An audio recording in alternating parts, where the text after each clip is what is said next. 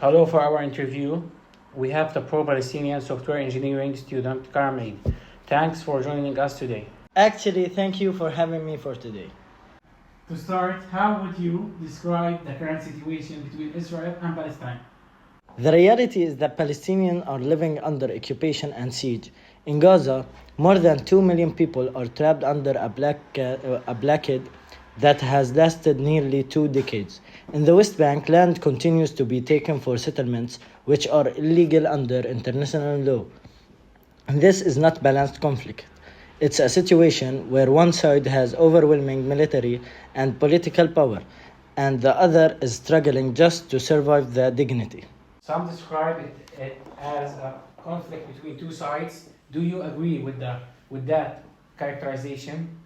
Not at all. Calling it a conflict suggests two equal sides fighting, but that's not the case. Israel has one of the strongest armies in the world and full control over borders, resources, and movements. Palestinians, meanwhile, face checkpoints, wall dividing their communities, and restrictions on everyday life. It's more accurate to call it an occupation, not just a conflict. What about Gaza, especially what makes life there so difficult?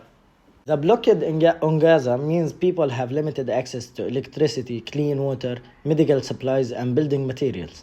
Even when schools or hospitals are destroyed in airstrikes, reconstruction is nearly impossible because supplies are not allowed in freely. This collective punishment of civilians, something that international law prohibits. Critics argue that Palestinian resistance is the cause of the violence. How do you respond to that? I think it's important to remember that under international law, people living under occupation have the right to resist.